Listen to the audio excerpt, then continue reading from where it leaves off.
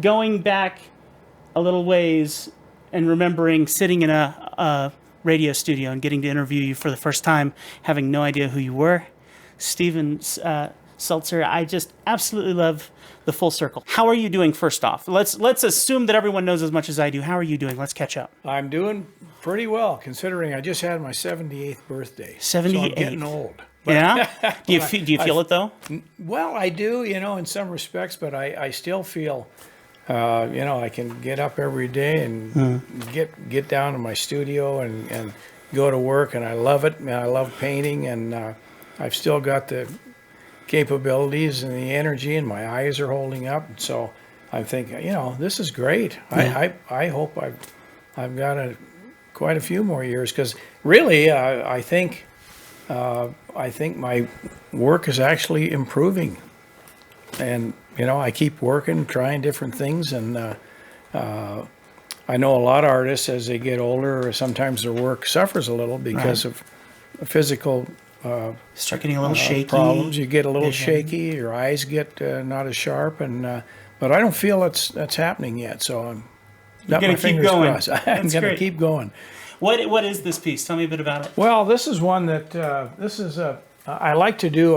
I'm known, of course, in a lot of circles for doing Western scenes, historical Western scenes, and but what a lot of people don't know is that I love to do just about anything else that kind of moves me, that I see color and light and shapes and things that I can develop into a painting. This particular piece is a painting of my daughter, actually, up at our cabin. We have a little lake there, Bailey Lake, and a couple summers ago she was up for a visit, and I said, get out and get in the canoe and paddle around a little bit. The light was really interesting, and that's what was the impetus for starting this piece. I know a lot of the pieces that you've done have your family members in quite a bit of it.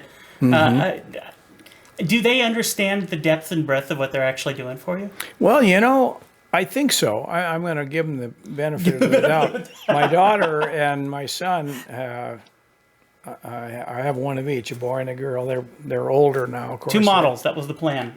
Two models, right. And I've used them both. I've used my daughter more because I love to do pictures of gals in various settings, that they're kind of timeless in a way. This thing could be contemporary, which it is today, but it could be also 50 years ago, or 100 years ago. Maybe the costume might be a little different, but still, it's just that idea, the big theme of a beautiful setting and a kind of a tranquil moment of introspection of a young gal just out there enjoying a beautiful day on the lake. I like to assume that people know some of the information already about you, like they've connected with you personally, but let's enlighten some folks. Your heritage is huge.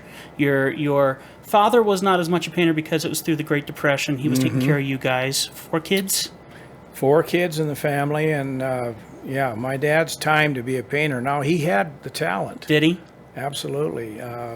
He really did, and but he was a product of the Depression years, and he always told me, he said, you were lucky if you had a job at all, much less out there trying to sell paintings to people. Most people didn't have any money to buy paintings anyway, and so it was unfortunate. He missed an opportunity.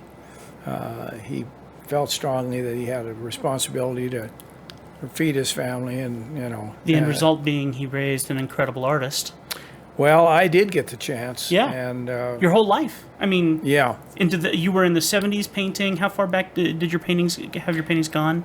I did my first oil painting when I was 17, and that's a while back.